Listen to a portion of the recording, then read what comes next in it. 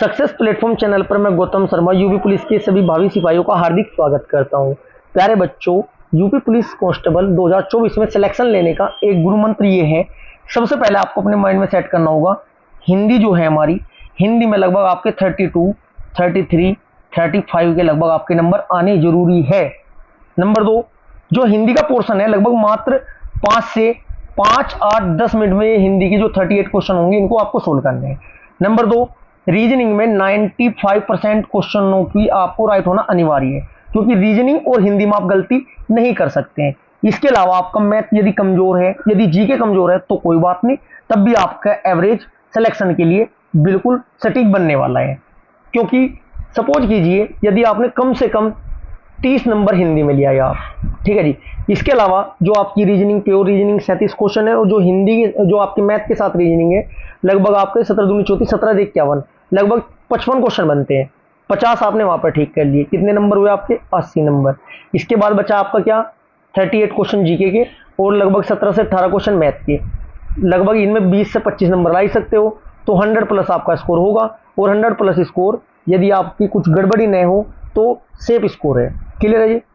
आज की क्लास सभी आगामी शिफ्टों के लिए अति महत्वपूर्ण होने वाली है, ठीक है जी। इस क्लास से आपको 8 से 10 नंबर एग्जाम में देखने को मिलेंगे। साथ के साथ मैं आपको ये भी बताऊंगा कि यदि टॉपिक आपका याद नहीं किया हुआ है, क्वेश्चन याद नहीं किया हुआ है, आप उसको ठीक कैसे करेंगे हिंदी व्याकरण के क्वेश्चनों को। क्लास स्टार्ट करते हैं। क्वेश्चन नंबर फर्स्ट, नाक पर सुपारी तोड़ने का अर्थ क्या है? क्वेश्चन नंबर फर्स्ट का आपका राइट आंसर होगा ऑप्शन नंबर डी, बहुत परेशान करना। अब एक क्वेश्चन पूछा जाता है बच्चों, अंतड़ियों के बल पड़ना, अंतड़ियों में बल पड़ना। देखिएगा बहुत बेहतरीन टॉप 10 कवर कराऊंगा बस। अंतड़ियों में बल पड़ने का अर्थ क्या होता है बच्चों? इसका अर्थ होता है बहुत हंसना। एक क्वेश्चन आता है एग्जाम में, पेट में दाढ़ी होना। पेट में दाढ़ी होने का अर्थ क्या होता है प्यारे बच्चों? इसका अर्थ होता है देखने में सीधा किंतु चालाक होना। काट का उल्लू, काट के उल्लू का अर्थ पूछा जाता है, उसको बोलते हैं मूर्ख। काट के उल्लू को क्या बोलते हैं बच्चों? मूर्ख बोलते हैं। एक क्वेश्चन आता है, मूंछ मुड़ाना। ये तो आपको सभी को पता, अहंकारी होना। मूंछ मुड़ाने का मतलब अहंकारी होना। आंखें बिछाने का आपको सभी को पता है, प्रतीक्षा करना। अंडे की लकड़ी, एकमात्र सहारा होना बच्चों। अंडे का शहजादा, अंडे का शहजादे का क्वेश्चन बन आता है बच्चों। इसका अर्थ होता है अनुभवहीन व्यक्ति को अंडे का क्या बोलते हैं? अंडे का शहजादा बोलते हैं। अति महत्वपूर्ण क्वेश्चन था आपका ये, ठीक है। एक आता है क्वेश्चन, गुलर का फूल होना। कभी कभी दिखाई देना होता है गुलर के फूल का अर्थ। गुलर के फूल का अर्थ क्या होता है? कभी कभी दिखाई देना। एक क्वेश्चन आता है, आधा तीतर आधा बटेर। इसका राइट आंसर होता है बच्चों बेमेल तथा बेढंगा। एक क्वेश्चन पूछा जाता है आपका, डपोर शंख। डपोर कौन सा बच्चों? ये वाला डपोर शंख। ऐसे क्वेश्चन पूछे जाते हैं। इसका अर्थ होता है आपका बेवकूफ। क्लियर है जी। क्वेश्चन नंबर सेकंड, सरताज शब्द में उपसर्ग क्या है? उपसर्ग और प्रत्यय से 2 से 3 क्वेश्चन पक्के हैं। उपसर्ग क्या होते हैं प्यारे बच्चों? जो शब्दों की प्रारंभ में लगकर उनका अर्थ बदल देते हैं, उपसर्ग कहलाते हैं। और प्रत्यय क्या होते हैं? प्रत्यय जो शब्दों के लास्ट में लगकर उनका अर्थ बदल देते हैं, प्रत्यय कहलाते हैं। सरताज में कौन सा उपसर्ग है बच्चों? स्टार्टिंग में सर, इसमें उपसर्ग है। ऑप्शन नंबर सी आपका राइट आंसर होगा। क्वेश्चन नंबर थर्ड, आशिक शब्द में सही प्रत्यय बताएं। प्रत्यय क्या होते हैं? शब्दों के अंत में लगते हैं। राइट आंसर होगा इक। आशिक में क्या है प्रत्यय? इक। क्वेश्चन नंबर 4, चतुर शब्द का भाववाचक संज्ञा क्या होगी? भाववाचक क्या होता है बच्चों? जैसे बुढ़ापा, एग्जाम्पल के अकॉर्डिंग पूछा जाता है कि मुझसे पढ़ा नहीं जाता, मुझसे खाया नहीं जाता, वो आपके भाववाचक होते हैं। क्लियर जी। मोटापा, मिठास, ये सारे भाव ही हैं आपके, ठीक है जी। क्वेश्चन नंबर 4 का आपका राइट आंसर हो जाएगा ऑप्शन नंबर बी, चतुर का क्या होता है? चतुराई। क्वेश्चन नंबर 5, वह बहुत खाता है। इस वाक्य में शब्द किस प्रकार का विशेषण है? क्वेश्चन नंबर 5 का आपका राइट आंसर होगा ऑप्शन नंबर बी, अनिश्चित परिणामवाचक। बच्चों बहुत खाता है, अगर ये लिख देता 5 किलो खाता है, परिणामवाचक आ जाता निश्चित वाला। लेकिन बहुत तो बहुत कुछ भी हो सकता है, कितना भी हो सकता है सब, ठीक है जी। अनिश्चित परिणामवाचक इसका आपका राइट आंसर होगा। क्वेश्चन नंबर 6, स्त्रीलिंग पहचानना है जी आपको। देखो स्त्रीलिंग हो या पुल्लिंग हो, एक वचन हो या बहुवचन, आप है ना साधारण भाषा में बोलकर देख लेना। याद भी नहीं किया है ना क्वेश्चन, जिंदगी में कभी नहीं गलत हो सकता। सर कैसे? देखिएगा, चलो लेक है, लेक, यार उसका लेक बहुत अच्छा है या बहुत अच्छी है, बताना मेरे प्यारे बच्चों। उसका लेक बहुत अच्छा है, अच्छा है, अच्छी नहीं है, अच्छा है तो क्या होता है बच्चों, जेंडर क्या होगा, पुल्लिंग होगा। यार स्पर्श मत कर, स्पर्श करके देख, या स्पर्श करके देख, स्पर्श में मान ले किसी को छूने की बात आती है, छूना क्या होता है, स्पर्श करना या स्पर्श करनी। सर स्पर्श करना होता है, करनी नहीं होती, इसलिए आपका स्पर्श पुल्लिंग होगा। ठीक है जी। गरिमा, गरिमा, गरिमा, गरिमा तोड़ दी या गरिमा तोड़ दिया, सारी गरिमा तोड़ दी, तोड़ दी बोली जाती है, जब दो तोड़ दी बोली जाएगी जाहिर सी बात है क्या होगा, स्त्रीलिंग। दुख, यार बहुत दुख हो रहा या दुख हो रही, सर दुख हो रहा है तो इसलिए ये भी आपका पुल्लिंग होगा, गरिमा आपका स्त्रीलिंग होगा। Next question, question number 5, question number 7, राजभाषा के प्रयोग का मुख्य क्षेत्र क्या है। क्वेश्चन नंबर 7 का आपका राइट आंसर होगा ऑप्शन नंबर डी, उपयुक्त सभी। विधायिका भी है, कार्यपालिका भी है, न्यायपालिका भी। चलो संविधान चल गया, कुछ थोड़ा सा बता दूं संविधान में भी मैं आपको। विधायिका, विधायिका क्या होती है प्यारे बच्चों, विधायिका होती है विधि का निर्माण करने, जो विधि का निर्माण करती है विधायिका। कार्यपालिका क्या होती है, उसको इम्प्लीमेंट कराने का कार्य कार्यपालिका का होता है। विधायिका द्वारा बनाए गए नियम व कानून, कार्यपालिका द्वारा इंप्लीमेंट किए गए कानून न्याय संगत है भी या नहीं, ये कार्य की जांच करने का किसका है, ये न्यायपालिका का है। तो इसका मतलब क्या हुआ, उपयुक्त सभी आपका राइट आंसर होगा। राजभाषा संविधान के किस भाग में, कुल संविधान में 22 भागों में, भाग नंबर 17 में है भाषा का वर्णन, भाग 17। यदि बात करें भाषा का, जो भाषा है हमारी कितनी है संविधान में, कितनी भाषाओं के बारे में बात हुई है, 22 भाषाओं के बारे में बात हुई है। ठीक है जी। अनुसूची की बात करें, अनुसूची कौन सी है, 8वीं अनुसूची है। संविधान के प्रारंभ में 14 भाषाएं थी, 15वीं कौन सी जोड़ी गई थी बच्चों, स्क्रीनशॉट ले लेना। 15वीं जोड़ी गई सिंधी, 16वीं 17वीं 18वीं, नमक से याद रखना, ने मैं के, ने से आपकी होती है नेपाली, मैं से होती है आपकी मणिपुरी, के से होती है आपकी कोंकणी। नेपाली, मणिपुरी, कोंकणी 16वीं 17वीं 18वीं।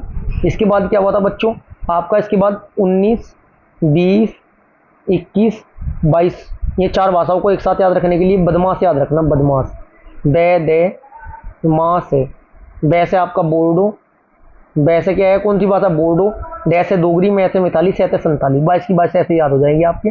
ठीक है जी। एक बार संविधान की शॉर्ट वीडियो की प्लेलिस्ट में जाकर और लॉन्ग वाली प्लेलिस्ट जाकर देखिएगा, संविधान के भाग 3 लाइन में याद कराइए, अनुसूची मात्र 1 लाइन में याद कराइए, बहुत बेहतरीन आपका कंटेंट प्रोवाइड कराया गया है आपको। क्वेश्चन नंबर 8, यह फाइल प्रबंधक तक पहुंचाओ, अर्थ के आधार पर कौन सा वाक्य है। क्वेश्चन नंबर 8 का आपका राइट आंसर होगा ऑप्शन नंबर सी, आज्ञावाचक। आज्ञा तो दी जा रही, ऑर्डर तो दिया जा रहा। क्वेश्चन नंबर 9, इस विराम चिन्ह का नाम है, इस विराम चिन्ह का नाम है बच्चों, ये आपका थोड़ा जो क्वेश्चन है ये बच्चों थोड़ा मिसप्रिंट है, इसमें आपका चिन्ह आपके सामने नहीं है, लेकिन मैं साथ के साथ आपके सामने लिख देता हूँ। चिन्ह क्या था मेरे प्यारे बच्चों, चिन्ह है आपका ये वाला, ये है जी चिन्ह। इस चिन्ह का क्या नाम है ये आपको बताना है, इस चिन्ह का आपका नाम क्या है आपको ये बताना है। क्वेश्चन नंबर, एक मिनट रुकिएगा, पूरा ही लिख देता हूँ मैं, एक मिनट को, थोड़ा मिसप्रिंट है ये, स्लाइड ऑन करके या ऊपर, ठीक है ये इसे क्या बोलते हैं बच्चों, ये जो संधि में भी यूज होता है इसे बोलते हैं विसर्ग चिन्ह। क्या बोलते हैं मेरे प्यारे बच्चों, विसर्ग चिन्ह, इसको क्या किया जाता है, बोला जाता है। लेकिन अब आपको है ना बच्चों साथ के साथ ये भी तो पता होना चाहिए पूर्ण विराम क्या होता है, जब पूर्ण विराम लगा देते ही होता है। अल्पविराम का चिन्ह कैसे होता है, अल्पविराम का भी तो क्वेश्चन एग्जाम में आता है। अल्पविराम का जो छोटा कोमा लगा देते हैं ना, जैसे लिखते ही ये वाला होता है। इसके बाद आपको योजक चिन्ह का भी पता होना चाहिए बच्चों, योजक चिन्ह कैसे होता है, ठीक है जी। साथ के साथ एक अति महत्वपूर्ण है आपका, जो एग्जाम में बार बार पूछा जाता है, अल्पविराम बता दिया मैं आपको, एक होता है अर्धविराम, एक बिंदी इसके नीचे कोमा सा अल्पविराम वाला, इसको क्या बोला जाता है, इसको बोला जाता है अर्धविराम। प्रश्नवाचक आपको ये पता है। एक आता है इसमें क्वेश्चन, आश्चर्य चिन्ह या विस्मय आदि चिन्ह, आश्चर्य चिन्ह या विस्मय आदि चिन्ह, ये ठीक है जी। कोष्ठक तीनों को आपको पता है। अवतरण चिन्ह क्या होते हैं, जो लिखते साइड ऊपर की साइड ब्रैकेट में लिखते हैं ना, उसको अवतरण बोलते हैं। और जब डबल लिखते हैं, जब डबल को लगते हैं सिंबल, तो उसको क्या बोला जाता है, उसको बोला जाता है उद्धरण चिन्ह। विवरण चिन्ह कैसे लगाते हैं, जैसे कुछ आंसर लिखते समय ये लगा देते हैं, इसे बोलते हैं विवरण चिन्ह। क्लियर है जी। क्वेश्चन नंबर 10, उच्चारण में किसी पद पर जो बल पड़ता है उसे कहते हैं, उसे क्या कहते हैं आपको बताना है। राइट आंसर होगा उसे बोला जाता है बलाघात। क्वेश्चन नंबर 11, निम्न में दिए गए विकल्पों में से महाप्राण, एक तो महाप्राण का पता होना चाहिए, चलो मैं साथ के साथ बताऊंगा, रिवाइज करा दूंगा, याद है तो बहुत अच्छी बात, नहीं है तो एक बार माइंड में सेट कर लेना। ठीक है प्यारे बच्चों, क्या क्या है महाप्राण व्यंजन है। अब ये देखिएगा, मैं पूरा ही लिख देता हूँ, पूरी टेबल एक बार बता दूंगा, कचट तक KTMDO से कभी गलती ही नहीं करने की। ठीक है जी, देखो लिखते हैं, कचट तब लिख लो, के चे टे ते तो कचट तब एक लाइन याद रखना, ये ट्रिक याद कराऊंगा सारे के सारे। देखो KTMDO, इतनी बात समझ में आई। कचट तब KTMDO सर क्या है, याद कराने का तरीका, कौन से कंटे होते हैं, कौन से तालुबे, कौन से मूर्धन्य, सर कैसे दिखाता हूँ अभी देखो कैसे याद होते हैं, पेंसिल कर लेता हूँ बच्चों। जो कै है ना, कै के बाद क्या आता है, कै के बाद आता है खे, कै खे, कै खे गे घे डे, कै खे गे गे। चे के बाद क्या आता है, चे छे जे झे ये। टे के बाद क्या आता है, टे ठे डे ढे अणे। ते के बाद क्या आता है, ते थे दे धे ने। पे के बाद क्या आता है, पे फे बे भे मैं। चलो थोड़ा राइटिंग अच्छी नहीं आ रही, कोई बात नहीं, एडजस्ट कर लेना। अब मैं आपको बताना चाह रहा हूँ अल्पप्राण महाप्राण अघोष सघोष यहीं से निकल कर आएंगे। जो आपका ये तो पहला हुआ, ये आपका दूसरा तीसरा चौथा पांचवा, जो पहला तीसरा और पांचवा होंगे ये क्या होंगे आपके, ये हमेशा अल्पप्राण होंगे, अल्पप्राण। जो दूसरी लाइन वाला होगा, दूसरी लाइन और चौथी लाइन, ये क्या होंगे, महाप्राण होंगे। अब दूसरी चौथी में देखो क्या आ रहा है, दूसरी और चौथी में क्या आ रहा है, देखिएगा चे, चे तो पहली मात्रा है, ये तो होने का नहीं। जय, जय दूसरी मात्रा है, जय का ही मात्रा बच्चों, दूसरी में नहीं, जय तीसरी मात्रा है, ये भी नहीं होने का, जय भी नहीं होने का, चे भी नहीं होने का। छह कौन सी मात्रा है बच्चों, छह आपका कौन से मारा है, देखिएगा छह आ रहा है सर, छह, छह कौन से मात्रा है, चे छह, चे कहाँ गया, चे छह, छह दूसरी मात्रा है। इसका मतलब जो छह है ना आपका, ये क्या होगा, महाप्राण होगा। पै तो पहले में आता है, कचट तक पैसा का तो मतलब ही नहीं है। ठीक है जी, अब साथ के साथ आपको इतना भी पता होना चाहिए, जब इतना मैं आपको बता चुका हूँ, देखिएगा ध्यानपूर्वक। आपका ये तो हुआ ही, इतना तो आपको पता चल चुका है कि पहला तीसरा और पांचवा क्या होंगे, पहला तीसरा पांचवा होंगे आपके अल्पप्राण, दूसरा और चौथा होंगे आपके महाप्राण। क्लियर जी। लेकिन साथ के साथ अघोष और सघोष का क्वेश्चन पूछा जाता है। अघोष प्रत्येक वर्ग के ना प्रथम और द्वितीय वर्ण, पहला और दूसरा, पहला और दूसरा ये क्या कहलाते हैं, अघोष, और ये सघोष। चलो नेक्स्ट जब भी क्वेश्चन आएगा पूरा फोटो लगाऊंगा वर्णमाला का, तो जिससे कि मैं पूरी वर्णमाला आपको 5 मिनट में एक्सप्लेन कर दूँ। क्लियर है जी। अब यहीं से इंपॉर्टेंट क्वेश्चन क्या बनते हैं बच्चों, इसको कभी भी मत भूल कर जाना। एक तो आपके अंतस्थ निश्चित है आना ही आना है। अंतस्थ व्यंजन कौन कौन से होते हैं, अंतस्थ होते हैं आपके यारलव, यारलव से याद कर सकते हो, ये रे ले वे। अंतस्थ के बाद एक उसमें पूछा जाता है क्वेश्चन, उसमें व्यंजन कौन से होते हैं, बड़ा से, पेट पटा से, छोटा से है, चार ये होते हैं, चार उसमें होते हैं, चार ये होते हैं। एक पूछा जाता है संयुक्त व्यंजन, संयुक्त का तो ये पूछा जाता है कौन सा किससे मिलकर बनता है, ये चार होते हैं, नोट कर लेना, त्रय ज्ञानी सरय। क्लियर है जी, अति महत्वपूर्ण है, एक नंबर है, स्क्रीनशॉट ले लेना, दो भी आ सके। क्वेश्चन नंबर 12, निम्न में से कौन सा तत्सम शब्द है। अब यहाँ बात निकल कर आती है तत्सम और तद्भव की। देखो ट्रिक देखो उसकी, तत्सम तद्भव याद भी ना हो ना, फिर भी आप राइट लगा सकते हो 50%, 50 का 70%, क्योंकि कुछ थोड़े टप भी दे सकता है तो गड़बड़ होने के चांस बनते हैं। तत्सम तद्भव की क्लास जाकर देख लेना 10 मिनट की, दुनिया का कोई सा भी आपसे शब्द पूछ ले तत्सम एकदम बना दोगे। ठीक है जी, उसमें लॉजिक बताया मैंने बच्चों, बड़ा से कहीं में बदलेगा, छोटा से कहीं में बदलेगा, वो वाला लॉजिक, वह कहीं में बदलता है, वह में बदलता है। तत्सम जहाँ पर भी से लिखा तो उसका मतलब ये तो है संस्कृत वाला, संस्कृत के शब्द, से बोले तो संस्कृत, तत्सम में से आता है, तद्भव में तो से आता नहीं, तद्भव वाले कौन से होते हैं, हिंदी के। चलो देखते हैं लॉजिक लगता है कि हमारा।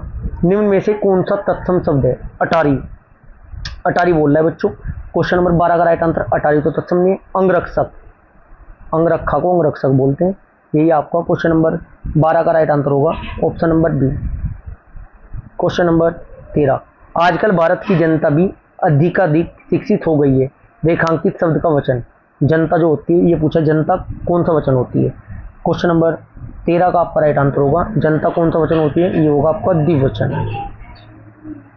क्वेश्चन नंबर 14, उत्कृष्ट शब्द का विलोम क्या होगा। उत्कृष्ट शब्द का विलोम बच्चों, विलोम तो आना ही आने हैं। एक तो क्वेश्चन फिक्स है, दो भी आ सकते हैं, 3 तक क्वेश्चन पूछे जाते हैं किसी किसी से में विलोम के। टॉप 10 विलोम शब्द भी आपको साथ के साथ में कवर कराऊंगा, क्योंकि जो एग्जाम में बार बार रिपीट होने वाले हैं उनको तो याद करना बहुत जरूरी ही है। फिक्स है जी, आने आने हैं, निश्चित है।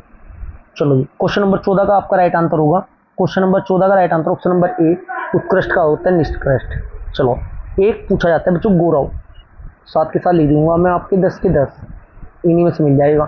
गौरव का होता है आपका लाघव।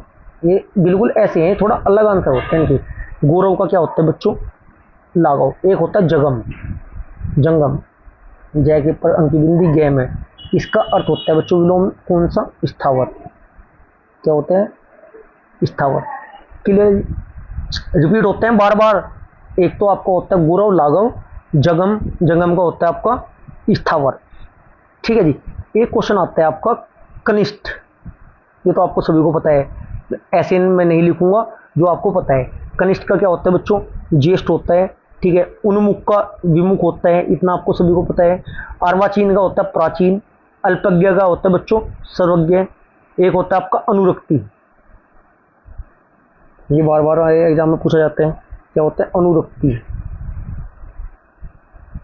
अनुरक्ति का क्या है बच्चों, अनुरक्ति का विरक्ति होता है। अनुरक्ति का क्या होता है, विरक्ति होता है। ठीक है जी। रिजु का आपको पता ही होगा, रिजु का क्या होता है, वक्र होता है। एग्जाम में बार बार पूछा जाता है, रिजु का क्या होता है, वक्र होता है। एक आपका क्वेश्चन पूछा जाता है एग्जाम में, तांडव, तांडव का होता है लास्य। तांडव का क्या होता है, तांडव का होता है लास्य। क्लियर है जी। विहित का निषेध होता है। ठीक है जी। संकल्प का होता है विकल्प, संकल्प का क्या होता है, विकल्प। नूतन का होता है पुरातन, नूतन का क्या होता है, नूतन का होता है आपका पुरातन। ठीक है जी। क्वेश्चन नंबर 15, वह बहुत अच्छा लड़का है में कौन सा सर्वनाम है। वह बहुत अच्छा लड़का में आपको बताना है सर्वनाम। सर्वनाम से बच्चों जाहिर सी बात है, एक क्वेश्चन तो फिक्स है, लेकिन एग्जाम्पल के अकॉर्डिंग और टाइप के अकॉर्डिंग 2 से 3 क्वेश्चन भी सर्वनाम के पूछे जा सकते हैं। क्वेश्चन नंबर 15 का आपका राइट आंसर हो जाएगा बच्चों, क्वेश्चन नंबर 15 का आपका right answer option number A, वह बहुत अच्छा लड़का है। निश्चय है जी, निश्चयवाचक है। कौन सा है जी, क्वेश्चन नंबर 15 का राइट आंसर हो जाएगा निश्चयवाचक सर्वनाम। अब सर्वनाम की बात करते हैं, सर्वनाम के भेद कितने होते हैं बच्चों, सर्वनाम के 6 भेद होते हैं। कितने होते हैं, 6। कारक कितने होते हैं, 8। इस बात का याद रखना। पुरुषवाचक से डायरेक्ट पूछा जाएगा, पुरुषवाचक से डायरेक्ट। पुरुषवाचक के टाइप 3 होते हैं। पुरुषवाचक 3 प्रकार के होते हैं, कौन कौन से, उत्तम पुरुष, मध्यम पुरुष, अन्य पुरुष। अब बच्चों को डाउट नहीं होता कौन सा होता है। उत्तम कौन होगा, मैं और हम ही उत्तम है, बस मैं और हम ही उत्तम है। उत्तम पुरुष में होंगे मैं और हम। ठीक है जी। मध्यम पुरुष में बच्चों क्या होगा, तू, तुम, आप। अन्य पुरुष होगा जिसके बारे में बात हो रही है, मतलब कहने वाला उत्तम पुरुष, जिसे कहा जा रहा है मध्यम या द्वितीय पुरुष, और वह जिसके बारे में बात हो रही है वो क्या होगा, अन्य पुरुष। क्लियर है जी। क्वेश्चन नंबर 16, उसे रेडियो को ले जाना है, उसे रेडियो को ले जाना है वाक्य में कारक। कारक कितने प्रकार के होते हैं, कारक 8 प्रकार के होते हैं बच्चों। एग्जाम में क्वेश्चन निश्चित है, कारक का डायरेक्ट पूछे जाएंगे 1 से 2 क्वेश्चन। कारक कितने प्रकार के होते हैं, कर्ता ने क्रम को मैं हर बार बताया आपको। ठीक है जी। क्वेश्चन नंबर 16 का आपका राइट आंसर हो जाएगा ऑप्शन नंबर सी, उसे रेडियो को ले जाना है कर्ता ने क्रम को। कौन सा हो जाएगा बच्चों, क्वेश्चन नंबर 16 का राइट आंसर हो जाएगा आपका ऑप्शन नंबर सी हो जाएगा। ठीक है जी। क्वेश्चन नंबर, नेक्स्ट क्वेश्चन देखिएगा। ठीक है जी। राम ने किसान की जमीन हथिया ली, रेखांकित शब्द में प्रयुक्त क्रिया चुनिए। क्वेश्चन नंबर 17 का आपका राइट आंसर हो जाएगा बच्चों ऑप्शन नंबर, क्वेश्चन नंबर 17 का राइट आंसर हो जाएगा ऑप्शन नंबर बी, संयुक्त क्रिया है जी। क्वेश्चन नंबर 18, मानव ने पुस्तक पढ़ी, इस वाक्य में कौन सा काल है? क्वेश्चन नंबर 18 का आपका राइट आंसर हो जाएगा। और क्वेश्चन नंबर 18 का राइट आंसर क्या होगा बच्चों? ऑप्शन नंबर डी हो जाएगा, पूर्ण वर्तमान, पढ़ चुका वो। क्वेश्चन नंबर 19, निम्नलिखित प्रश्न में 4 विकल्पों में से उस विकल्प का चयन करें जो कोष्ठक में दिए गए शब्द के अनुसार अवयव के भेद का सही विकल्प है। शाबाश, तुमने बहुत अच्छा कार्य किया। क्वेश्चन नंबर 19 का आपका राइट आंसर क्या होगा बच्चों? ऑप्शन नंबर सी हो जाएगा, क्रिया विशेषण अवयव। नेक्स्ट क्वेश्चन, क्वेश्चन नंबर 20, निम्नलिखित में से किस शब्द में वृद्धि संधि है? जहां डबल मात्रा हो वृद्धि संधि, ये वाली मात्रा हो या सिंगल ए वाली मात्रा हो, कोई फर्क नहीं पड़ता, वृद्धि संधि नहीं है। एक एक, तदेव, सदैव, भाई डबल मात्रा वाले तो फिक्स है, मुझे पता है वृद्धि होंगे। बचा कौन सा? यही बचा, ये ट्रिक है संधि की। 5 लाइन में संधि कवर कराई है। लगभग 80 से 90% क्वेश्चन देखते ही आप राइट आंसर एग्जाम में लगा दोगे, बड़े आसान थे। ठीक है बच्चों, नेक्स्ट क्वेश्चन क्या है बच्चों हमारा? पेन क्यों नहीं चलना? क्वेश्चन नंबर 21, जो खाने योग्य न हो के लिए एक शब्द क्या होता है? जो खाने योग्य न हो उसको क्या कहा जाएगा? उसको कहा जाता है अखाद्य। क्वेश्चन नंबर 22 क्या कहते हैं? निम्नलिखित में से किस विकल्प के सभी शब्द अर्जुन के पर्यायवाची है? क्वेश्चन नंबर 22 का right answer option number B, Dhananjay, Parth, Kaunte, Gudakesh. Next question, question number 23, तन पर नहीं लता पान खाए अलबत्ता, लोकोक्ति का अर्थ क्या है? क्वेश्चन नंबर 23 का आपका राइट आंसर क्या होगा बच्चों? तन पर नहीं लता पान खाए अलबत्ता। क्वेश्चन नंबर 23 का आपका राइट आंसर होगा ऑप्शन नंबर बी, झूठा दिखावा करना। कैसा दिखावा करना? झूठा दिखावा करना। नेक्स्ट क्वेश्चन, क्वेश्चन नंबर 24, पानी परात को हाथ छियो नहीं, नैनन के जल सो पग धोए, उपयुक्त में कौन सा अलंकार है? भाई फेंक रहा है वो बात, मतलब ज्यादा बड़ी बात हो रही है। क्वेश्चन नंबर 24 का राइट आंसर अतिशयोक्ति। जब बात को ना बढ़ा चढ़ाकर पेश किया जाता है तब कौन सा अलंकार होता है? अतिशयोक्ति अलंकार होता है। जैसे कि वो जो हनुमान जी की पूंछ में आग लगा दी गई थी, वो एक तो एग्जाम्पल वो चलता है, एक महाराणा प्रताप का था। ठीक है जी। नेक्स्ट क्वेश्चन, क्वेश्चन नंबर 25, उत्तर का अर्थ है। उत्तर का अर्थ क्या है प्यारे बच्चों? क्वेश्चन नंबर 25 का राइट आंसर होगा ऑप्शन नंबर बी, एक दिशा का नाम या जवाब। क्वेश्चन नंबर 26, अवरोध और अविरोध का अर्थ बताइए। क्वेश्चन नंबर 26 का आपका राइट आंसर होगा ऑप्शन नंबर डी, अवरोध तो होता है रोकना या रोक पैदा करना, और अविरोध क्या होता है? मैत्री संबंध। क्वेश्चन नंबर 27, जिस समासिक शब्द में पूर्व पद और उत्तर पद गौण होते हैं और तीसरा पद प्रधान होता है वह कौन सा समास होता है? क्वेश्चन नंबर 27 का आपका राइट आंसर होगा ऑप्शन नंबर ए, बहुगिरी समास होगा जी। द्वंद्व समास का होगा जहां बीच में माइनस लगा होगा। द्वंद्व मतलब दोनों पद प्रधान होगी, जैसे माता पिता के बीच में डंडी से लगती माइनस का जैसा चिन्ह आते हैं, माता पिता, भाई बहन, प्यार मोहब्बत। ठीक है जी, मतलब आप समझ चुके होंगे जो मैं आपको बताना चाह रहा हूँ। तत्पुरुष समास का होगा जहां कारक के रूप में शब्द प्रयोग होते हैं, कारक के रूप में। कर्मधारी का तो अलग मैटर है, लेकिन एक होता है दीर्घु समास। दीर्घु समास का होगा जहां संख्यावाचक होंगे, जैसे चौराहा, तिराहा। ठीक है जी। क्वेश्चन नंबर 28, शीश पर गंगा हंसे, भुजनी भुजंगा हंसे, हास ही को दंगा भयो, नंगा के विवाह में, इस वाक्य में कौन सा रस है? क्वेश्चन नंबर 28 का आपका राइट आंसर होगा ऑप्शन नंबर ए, हास्य रस है जी। क्वेश्चन नंबर 29, वृंदावन लाल वर्मा की प्रसिद्ध उपन्यासकार कौन सा है? क्वेश्चन नंबर 29 का राइट आंसर होगा ऑप्शन नंबर सी, भाग्यवती। क्वेश्चन नंबर 30, युगे युगे क्रांति के रचनाकार कौन है? क्वेश्चन नंबर 30 का आपका राइट आंसर होगा बच्चों option number B, Jinendra. Question number 31, संकल्पता किसके निबंधों का संग्रह है? क्वेश्चन नंबर 31 का आपका राइट आंसर होगा ऑप्शन नंबर सी, कुबेरनाथ राय की। क्वेश्चन नंबर 32, कुंवर नारायण को ज्ञानपीठ पुरस्कार किस वर्ष प्रदान किया गया था? क्वेश्चन नंबर 32 का आपका राइट आंसर होगा ऑप्शन नंबर डी, ये कब किया गया था बच्चों? वर्ष 2007 में। प्यारे बच्चों, ये आज की क्लास हमारी यहीं पर समाप्त होती है। यदि आपको क्लास अच्छी लगी तो वीडियो को लाइक कीजिए, शेयर कीजिए। यदि चैनल को सब्सक्राइब नहीं किया तो चैनल को सब्सक्राइब करें। Thank you.